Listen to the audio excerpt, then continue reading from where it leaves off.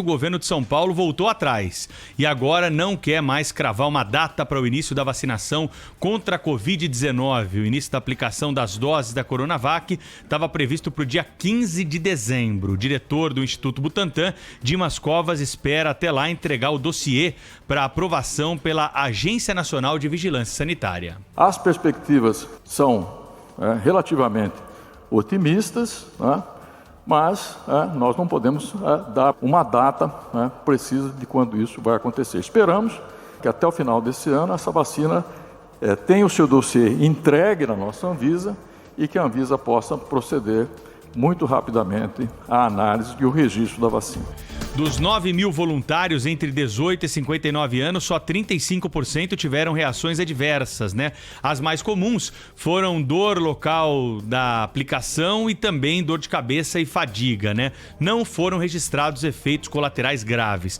Para o governador de São Paulo, João Dória, a Coronavac está à frente de outras vacinas. Os primeiros resultados do estudo clínico realizado no Brasil comprovam que entre todas as vacinas testadas no país, a Coronavac é a vacina mais segura, a que apresenta os melhores índices e mais promissores no Brasil. E é, de fato, a vacina mais avançada neste momento. O presidente Jair Bolsonaro voltou a declarar que a responsabilidade por fixar critérios, para a distribuição de doses é do governo federal.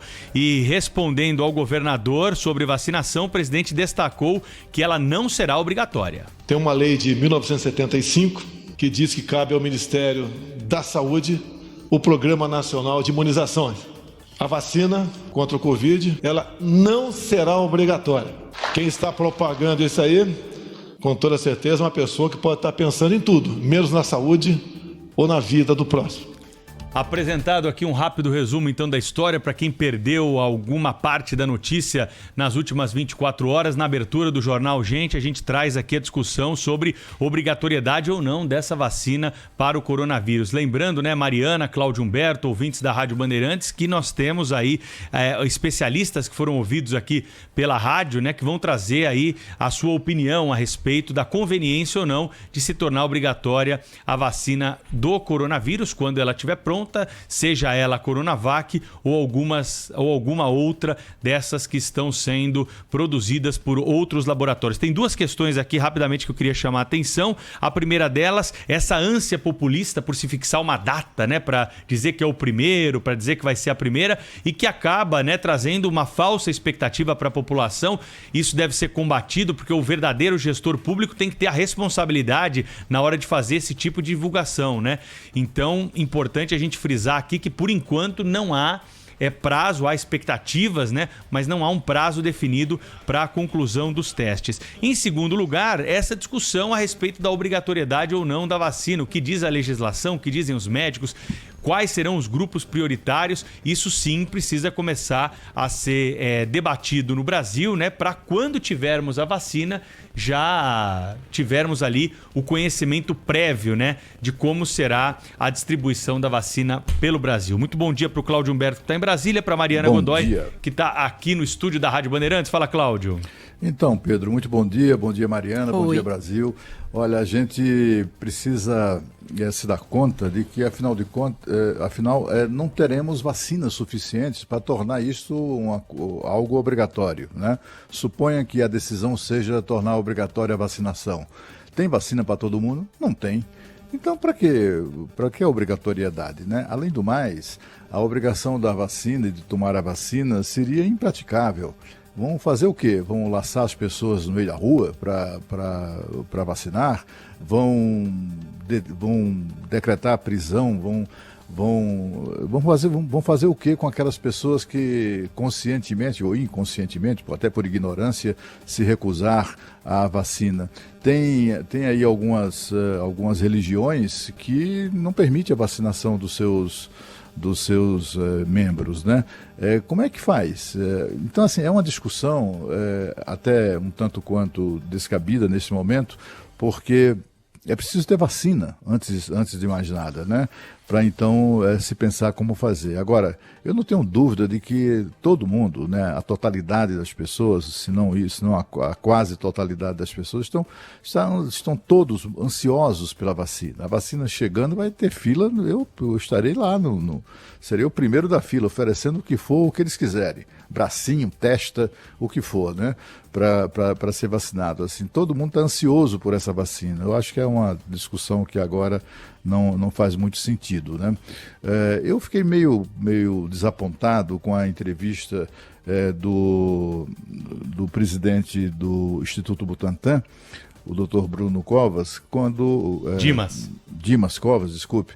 Quando ele diz que os testes deixaram os pesquisadores relativamente otimistas. Ora, o discurso do governo de São Paulo é muito otimista, não é relativamente, né? Então, isso aí me deixou ali uma pulga atrás da orelha. Também há informações de que é uma vacina que produz efeitos colaterais limitados, mas, de outro lado, ainda está por comprovar a sua efetiva eficácia. Enfim, tem ali um avanço e recuo que a gente precisa entender melhor para que não só o Instituto Butantan, o próprio governo de São Paulo precisa explicar melhor isso, né? Afinal de contas, o otimismo ou esse relativo otimismo se deve à eficácia da vacina ou ao fato dela não produzir efeitos adversos, né? São discussões que a gente precisa ter, mas é também frustrante. O governador me disse domingo ao telefone, que reiterou, né, algo que ele já tinha dito, que a vacinação começaria no conjunto para imunizar o pessoal de saúde, que está na linha de frente do combate à Covid-19, começaria no dia 15 de dezembro. Mudaram de ideia, por quê? Né? É algo que também precisa ser melhor esclarecido. Nem sei se mudaram de ideia, acho que o desejo continua sendo esse, né, Cláudio Humberto? O desejo, a vontade, mas tudo isso vai depender de um andamento científico e que é avaliado não só por órgãos aqui dentro do Brasil, mas essa avaliação é feita externamente, quer dizer, se você quer ter uma vacina, e ela tem que ser aprovada não só aqui pela Anvisa, mas ela tem que ser todo o método de fabricação, tudo isso tem que ser também validado por órgãos estrangeiros. Essa vacina, ela é segura. E isso só quer dizer que ela não causa reações adversas graves. Ela dá um pouquinho de dor no local, talvez dê uma dorzinha de cabeça. Ela é segura. Não quer dizer que ela seja eficaz. Ainda não ficou comprovado que ela é eficaz. Ou seja, que ela produz uma resposta imunológica satisfatória, que ela realmente defende a pessoa contra a infecção. Eles ainda precisam de muito tempo e de muitas pessoas passando por essa última fase de testes, essa terceira fase, que é a mais importante, para poder responder essa pergunta e começar a produzir a vacina. Claro que o laboratório que foi construído no Butantan tem capacidade de produção para milhões de doses. Claro que assim que terminarem todos esses testes e que for comprovado que realmente essa vacina, além de segura, é eficaz, claro que vai ter uma pressa, vai ter uma produção muito incentivada. Agora, não dá mesmo para estabelecer prazos quando o assunto depende de resposta científica. Porque qualquer coisinha, qualquer reação adversa, qualquer doença que não tenha sido prevista, qualquer imprevisto, portanto, vai paralisar o processo. A gente viu isso acontecer com a vacina de Oxford, a gente viu isso acontecer com a vacina da Pfizer. Quando uma pessoa do grupo de estudos tem alguma doença, tudo para que seja analisado se isso não é por causa da vacina. Então, é uma questão científica que está tendo um uso político. E eu fui procurar, na verdade, a Thaís Freitas mandou pra gente uma matéria do Instituto Fiocruz, falando sobre a revolta da vacina. E aqui tem um trecho que é muito interessante, que diz que toda a confusão em torno da vacina, na época, no início do século passado, vacina contra a varíola, uma vacina obrigatória, que estava tendo uma adesão do povo, mas que quando o presidente Rodrigues Alves disse que seria obrigatório, pronto, aí já não queriam mais, tinha nos jornais fizeram as charges. Uma das charges é uma lança passando pelo braço de várias pessoas, aquele sangue escorrendo. Quer dizer, a obrigatoriedade faz com que se cria uma reação a ela. O fato de dizer que vai ser obrigatório já cria uma desconfiança. É um absurdo o uso político para isso. As forças políticas que queriam depor o Rodrigues Alves aproveitaram que ele cometeu esse erro, um erro bobo, um erro de gente que tem pouca, como que chama? Pouca malícia política. Onde já se viu você dizer que vai ser obrigatório? A vacina é obrigatória no Brasil? Sim. As outras? Para as crianças, por que é obrigatório? Não quer dizer que alguém vai entrar na casa de alguém e pegar uma criança à força e vacinar. Mas quer dizer que se ela for a um hospital, a carteira de vacinação será pedida. Se a mãe não apresentar, a criança vai tomar outra vacina. Ela não pode fazer matrícula numa escola se ela não tiver sido vacinada. Eu fui uma vez para a Amazônia. Você não pode pegar um avião se você não tiver tomado a vacina da febre amarela. Então, você tem que apresentar o atestado de vacinação para você conseguir fazer aquilo que você quer. É simplesmente assim. Ofereçam a vacina. Então, depois que tiver milhões e milhões e milhões de doses, depois que tiverem vacinado todas as pessoas do grupo de risco, depois que tiverem vacinado todo mundo que já queira, ofereça a vacina em larga escala e todo mundo vai querer. Como diz o Cláudio Humberto, é uma questão de bom senso, uma questão de educação, né, Pedro? Eu concordo com você, com o Cláudio. Eu sou totalmente favorável à vacina, né? Acho que até, vou usar um termo meio grave aqui, mas beira a ignorância, né? Esses discursos que a gente tem anti-vacina. Mas, claro, a pessoa tem de ter a sua liberdade, é uma garantia individual, o direito que ela tem de se recusar a ser vacinada. Você lembrou bem, eu procurei na legislação, tem alguns pontos da legislação que, interpretados de forma na letra fria da lei, você pode gerar uma interpretação de que há uma obrigatoriedade. O que não há é sanção para quem deixa de cumprir. As sanções são leves, né? Por exemplo, a criança que não é vacinada, ela pode ter a matrícula recusada de uma escola, por exemplo. O Estatuto da Criança e do Adolescente diz isso, né? Alguns países estão caminhando nessa discussão, e antes já do coronavírus, né, para a criminalização, né, dos pais, a responsabilização dos pais que deixam de vacinar os seus filhos. É algo mais grave e uma sanção mais pesada, multa e até mesmo recolhimento para o cárcere em alguns países, né? O que eu acho que é totalmente descabido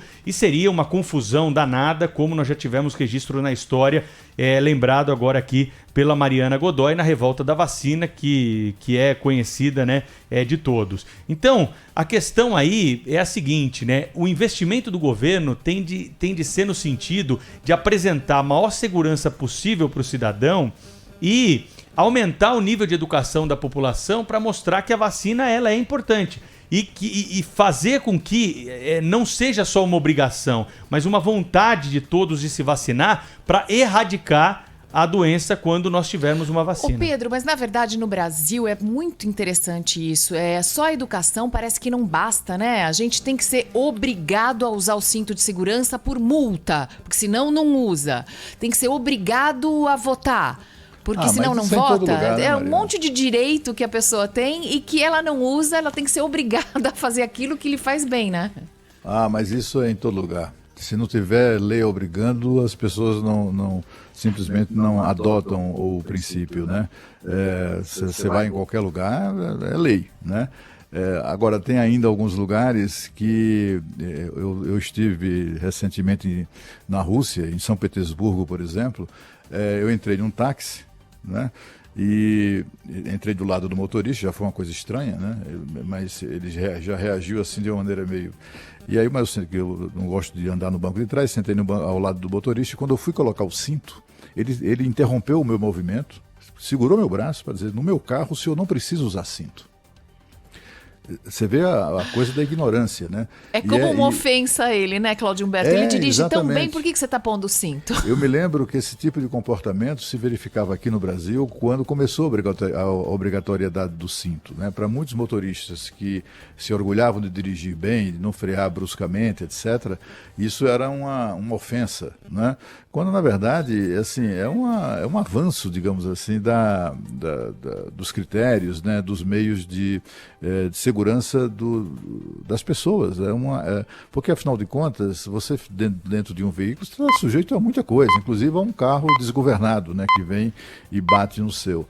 Então, assim, aqui nós temos manifestações de ignorância, como está em todos os lugares. Sábado, tivemos em Londres uma grande manifestação de protesto contra o lockdown, contra o uso de máscara, em Londres, né? Na avançadíssima, na civilizadíssima Londres, capital do Reino Unido, teve manifestação contra o uso de máscara. Toda semana os franceses se manifestam contra o uso de máscara. Né? Assim, sob esse aspecto, o Brasil está dando um show de civilidade. Tá? Todo mundo, pelo menos, enfim, quase a totalidade dos brasileiros que saem às ruas usam máscaras, né? Bem ao contrário de outros países ditos avançados. Eu me lembro, Pedro, Mariana, eu era garoto chegando em Brasília, e eu devia ter o quê? Uns 18, 19 anos, quando houve um surto de meningite no país, um surto assustador, né? E houve uma vacinação. Hoje eu compreendo que aquela vacinação foi obrigatória, era ditadura. Era ali era plena ditadura, era o regime militar e tal, e houve a obrigatoriedade. E eu vinha na Avenida W3, que é a principal na época, né? Hoje está decadente, mas na época era a principal avenida comercial da cidade. Era tipo o que foi a Rua Augusta, em São Paulo, né? E eu vinha meio abestado, né? Olhando para o céu, sei lá para onde, e alguém me pegou pelo braço, me puxou, assim, foi uma coisa muito rápida, me pegou pelo braço, como quem pega uma galinha pelas patas, pelas pernas, né? Pegou pelo braço, eu era magricela, me puxou para o canto da parede e me aplicou uma dose de vacina. Era uma pistola, né? Uma pistola grande assim que eles aplicavam. E me vacinou, sem me perguntar se eu queria, meu nome, tem que preencher a ficha, cadê o cartão de vacina, fila, não tinha nada. Era uma mesinha, né? 2 ou 3 funcionários vestidos de jaleco branco, etc. E simplesmente as pessoas iam passando e eles iam vacinando compulsoriamente, era só ficar no alcance deles, né?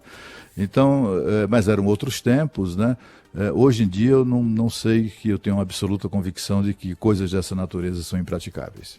Bom, a gente solicitou aí, né, para alguns especialistas mandarem para a gente aqui a opinião, né, a respeito dessa questão da obrigatoriedade da vacina. Mariângela Simão, que é vice-diretora da OMS, mandou essa mensagem aqui para os ouvintes da Rádio Bandeirantes. Veja, no ano que vem nós vamos ter com certeza muito pouca vacina disponível. E o pouco que vai estar disponível vai estar sendo para ser utilizado em pessoas que, por exemplo, que são trabalhadores de saúde, né? Ou pessoas que têm maior risco de adoecer e morrer, maiores de 65 anos, ou que tenham alguma doença associada. Então, essas pessoas, se for ofertada a vacina, ela deve ter juízo e deve tomar a vacina, mas ela não pode ser obrigada a tomar a vacina. É no seu próprio interesse, para proteger a sua saúde, que a vacina vai estar indicada. Bom, quem também mandou um áudio para nós aqui foi o infectologista da USP, né, membro do Centro de Contingência do Coronavírus do Governo do Estado de São Paulo, o médico Marcos Bolos. Sim, ela deve ser obrigatória, e não porque ela proteja de uma maneira importante, mas fundamentalmente porque teremos maior quantidade de pessoas com anticorpos, e isso fará com que a epidemia diminua mais rapidamente. Ou seja, a vacinação tem como objetivo fundamental diminuir a intensidade e o tempo de duração da epidemia, fazendo com que ela termine mais cedo. Por isso, a obrigatoriedade permitirá que nós consigamos atingir nível de anticorpo mais alto e uma proteção maior para a população. Bom, e também o ex-ministro da Saúde, Luiz Henrique Mandetta, mandou esse áudio aqui. Olha, Caio, amigos da Bandeirantes, essa discussão ela é inócua, porque nós não teremos uma quantidade absoluta de vacinas para a população brasileira.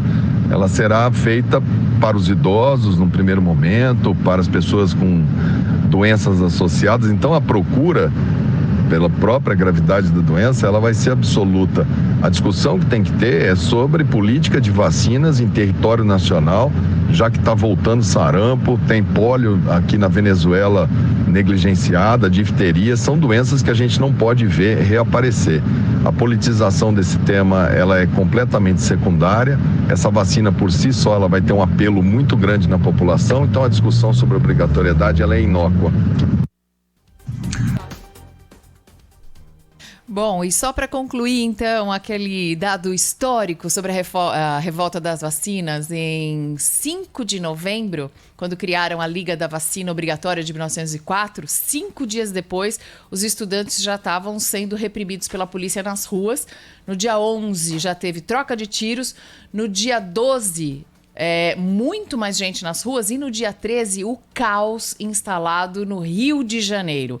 Então, a Gazeta de Notícias de 1904, na edição do dia 14 de novembro, descreve a cena com estabelecimentos e casas de espetáculos fechadas, tiros, gritos, vaias, interrupção de trânsito, bondes queimados, lampiões quebrados à pedrada, árvores derrubadas e edifícios públicos e particulares deteriorados.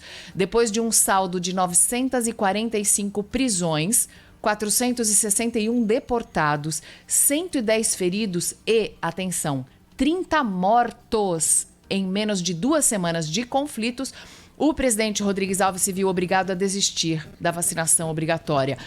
Mas todos saíram perdendo. Os revoltosos, castigados pelo governo e também pela varíola, e a vacinação que vinha crescendo despencou.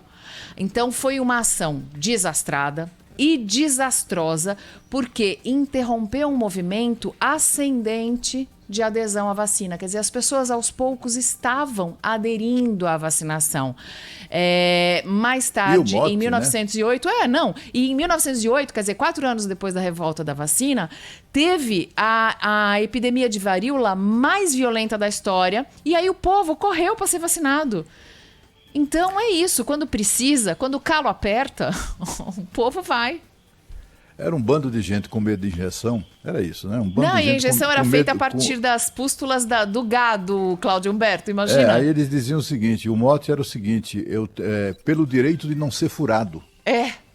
De não ser pelo furado. Direito de não ser furado é mais ou menos como pelo direito de contrair a doença.